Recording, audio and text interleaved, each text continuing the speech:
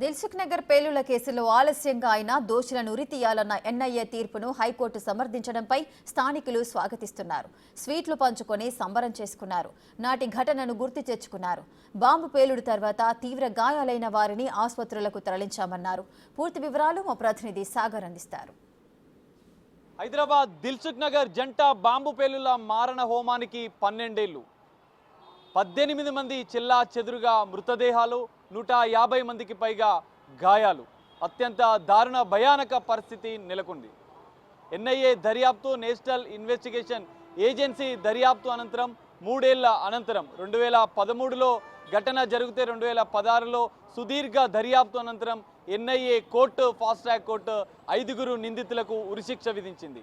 దీన్ని సవాలు చేస్తూ నిందితులు హైకోర్టును ఆశ్రయించారు.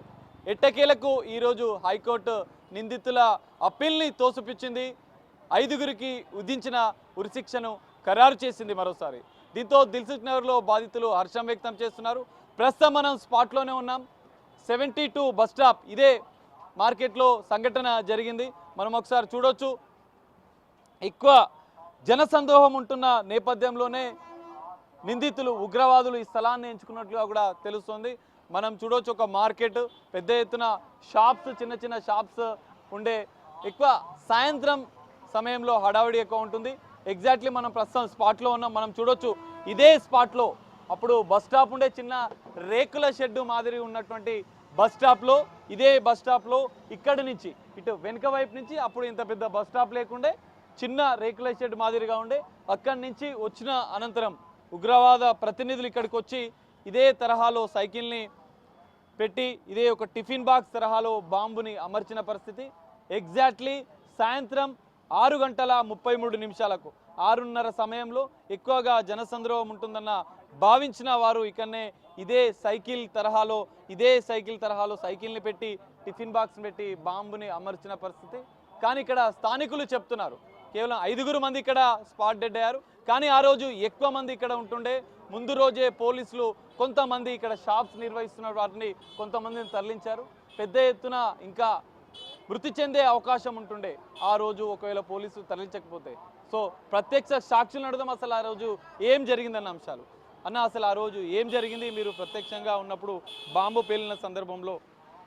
మా షాప్ దగ్గర ఉన్నాము. మేము సిలిండర్ పేలింది అనుకున్నాం ఫస్ట్గా. తర్వాత ఒకవైపు ఇక్కడ పేలిన తర్వాత రెండో వైపు చౌరస్తాలో కూడా పేలిన తర్వాత పబ్లిక్ భయభ్రాంతుల నుంచి బాంబు అనుకుంటే మేము షాప్ నుంచి మేము కూడా పక్కకి వెళ్ళి చూసే వరకు ఇక్కడ అంతా రక్తంతో అంతా పడి ఉంది, చూడలేకపోయాం మేము కూడా. అప్పటికే 5-10 మినిట్స్లోనే ఇక్కడ ప్రాంతం మొత్తం కరెంటు తీయడము, మొబైల్ సిగ్నల్స్ బంద్ చేయడము, మాకు కూడా మేము కూడా ఏం జరిగిందో ఒకరికొకరము చెప్పుకోలేని పరిస్థితుల్లో జనాలు భయాందోళనలు ఉన్నారు. పోలీస్ వాళ్ళు వచ్చి కూడా అందరినీ గందరగోళంగా అందరినీ కంట్రోల్ చేయడం, పంపించడము జరిగింది. మా షాప్స్ బంద్ చేసుకునే వరకు ఒక 1/2 అవర్ అయింది. మాకు కూడా టైం ఇవ్వలేదు, చీకట్లో బంద్ చేసుకుని వెళ్ళిపోయాము. తర్వాత ఇక్కడ క్షతగాత్రులను వాళ్ళని తీసి ఆటోలో పంపించడం జరిగింది. ఇక ఆ తర్వాత పోలీస్ వాళ్ళ ఆధ్వర్యంలో ఇక మొత్తం వాళ్ళు బట్టాబయలు చేసి చూపించారు ఏం జరిగిందండి. ఆ రోజు పోలీస్ వాళ్ళు ముందు రోజే వచ్చి కొంత షాప్లను తరలించినట్లు. మా ఫుట్పాత్ వాళ్ళకు ఒక 2 డేస్ ముందు నుంచే మాకు ఇక్కడ మీ పైన ఇక్కడ న్యూసెన్స్ వస్తున్నది, బంద్ చేయండి అని మాకు ఏంటి ఇన్ఫర్మేషన్ ఇచ్చారు. మా కొన్ని బళ్ళు మాత్రం ఇక్కడ ఒక 10-20 బళ్ళు బంద్ ఉండడం వల్ల ఆ సైకిల్ పెట్టడానికి ఆయనకు అవకాశం దొరికింది. ఎందుకంటే మా ఫ్రెండ్స్ ఉండే బండి ప్లేస్లోనే వాళ్ళు పెట్టారు. ఆ బండి వాళ్ళు పెట్టి ఉంటే సైకిల్ పెట్టే అవకాశం ఉండేది కాదు. పోలీసులు మిమ్మల్ని అంటే ఏమైనా అడిగారా? అప్పుడు ప్లేలుల అనంతరం ఏం జరిగింది? మాకు అప్పుడు ఆ రోజు ఎవరిని ఏం అడగలేదు మాకు. ఆ తర్వాత నెక్స్ట్ డే మా మామయ్య ఉన్నాడు బాలరాజు అని, ఆయన ఎన్ఐ వాళ్ళు తీసుకెళ్లారు. ఆయన ఏది మన చెల్లపల్లి జైలు కూడా తీసుకెళ్లారు. ఆయన విట్నెస్ కూడా తీసుకున్నారు. కొన్ని ఏమేమి సేకరించారో, మీరు ఏమేమి చూశారని ఆయన దగ్గర. ఇప్పుడు ఆయన లేడు, బయటికి వెళ్ళాడు. సో ఎట్టకేలకు 12 ఏళ్ల అనంతరం, అంటే అప్పటికే 3 ఏళ్ల తర్వాత ఎన్ఐఏ ఫాస్ట్ ట్రాక్ కోర్టులో నిందితులకు ఉరిశిక్ష పడ్డది. కానీ వాళ్ళు హైకోర్టుకి వెళ్ళారు. ఇప్పుడు హైకోర్టు కూడా నిందితులకు ఉరిశిక్ష విధించడాన్ని సమర్థించింది. సో ఎట్టకేలకైతే 5 ఉగ్రవాదులకైతే ఉరిశిక్ష విధించింది కోర్టు. దాన్ని మీరు ఎట్లా? దాన్ని సమర్థిస్తున్నాము, న్యాయమే జరిగింది అనుకుంటున్నాం. కానీ బాధితులకైతే ఆ బాధ అయితే ఎవరు, వాళ్ళ లోటు అయితే ఎవరు తీర్చలేరు. అది ఏదైనా చట్టం అనేది అందరికీ సమానమే. న్యాయం జరిగిందని కోరుకుంటున్నాను. న్యాయం జరిగిందని కోరుకుంటున్నాను. మా ఇంటికి వెళ్తామంటే కూడా బండ్లు అప్పటికి పోలీసులు అన్నీ ప్యాక్ చేసేసినారు. తర్వాత మేము షాప్ బంద్ చేసుకుని అందరం ఎవరింటికి వెళ్ళిపోయాం. ఫోన్ అన్నీ స్విచ్ ఆఫ్, సిగ్నల్ లేవు ఎవరివి. అందరూ చాలా పర్సన్ అయిపోయాం. వెళ్ళిపోయి ఇంటికి వెళ్ళిపోయాం. ఎవరు వాళ్ళు తెలుసుకున్నాం. అసలు ఆ సౌండ్ బ్లాస్ట్ జరగంగానే మీరు ఏమనుకున్నారు అసలు అప్పుడు? ఏమో అసలు చూసిన వెంటనే ఇంతకుముందే వచ్చాయి రోజు ఇట్లే వెళ్ళాలి మేము వచ్చాం చాయ్ తాగుతుంటాం ఇక్కడ వెళ్ళిపోయి. అసలు బాంబు వెళ్ళిందంటే సినిమాలో చూస్తుంటాం ఒకప్పుడు. ఆ మొత్తం ఇట్లా పొగ వచ్చేసి మొత్తం బ్లాక్ అయిపోయింది. బ్లాక్ అయినంత పొగ అయింది. చూసిన మళ్ళీ వచ్చాక అందరూ శవాల్లాగా పడిపోయారు. మొత్తం ఇక్కడ పబ్లిక్ ఇక్కడ వెళ్ళిపోయారు, రన్నింగ్ పబ్లిక్. వాళ్ళు పోయేటోళ్ళు కూడా కింద పడిపోయారు. చూసారు పరిచయం అయిపోయినారు అన్ని. బాంబు తీసుకుపోయి మళ్ళీ అందరిని పబ్లిక్ని వెళ్ళిపోయారు. 2 పిల్లలు ఫ్యామిలీ వాళ్ళు కూడా ఉరికిపోయారు.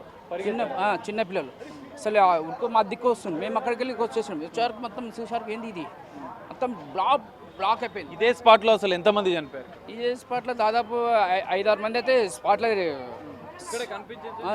మా కళ్ళ ముందల అందరూ ఇట్లా పడిపోయారు. మరి ఇప్పుడు అంతా అప్రమత్తంగా ఉన్నారా? ఎందుకంటే ఇప్పటికే జనసంద్రోహం ఎక్కువ ఉంది. ఇప్పుడైతే పోలీసులు బాగానే చేస్తున్నారు. అందరికీ ఎవరిని ఎక్కడ ఏం చూడాలో అన్నీ చూస్తున్నారు. ఇప్పుడు వచ్చిన గవర్నమెంట్ సెంటర్లో కూడా బాగానే ఉంది కదా. దానివల్ల కూడా చాలా ఫ్రీగా ఉన్నారు పబ్లిక్. అయితే ఏమి టెన్షన్ ఏమి తీసుకోలేరు. కానీ ఇటువంటి వాళ్ళని ఇన్ని రోజులు ఆపొద్దు.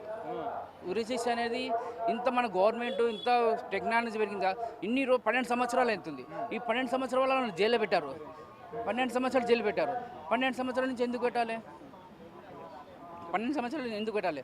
తీసేయాలి. ఎన్ని రోజులు అది ఏదో మన పరిస్థితి ఏమేముంది చేసేయాలి. 2-3 ఇయర్స్లో దాన్ని డిక్లేర్ చేసేసాలి. ఆ రోజు అత్యంత భయానక పరిస్థితి. 5 మృతదేహాలు ఒకే స్పాట్లో చూసాము. చెల్లా చెదురుగా పడి ఉండే వాళ్ళందరినీ కూడా క్షతగాత్రులను వెంటనే ఆటోలో తరలించామని చెప్తున్నారు. ఎట్టకేలకు లేట్ అయినా కూడా వారికి ఖచ్చితంగా ఉరిశిక్ష పడాల్సిందే. ఉరిశిక్ష ఈరోజు కోర్టు సమర్థించడం కూడా హర్షణీయమని చెప్పి వాళ్ళు తమ అభిప్రాయాలు వ్యక్తం చేస్తున్న పరిస్థితి. కెమెరామెన్ పరశురామ్తో కలిసి సాగర్, బిగ్ టీవీ.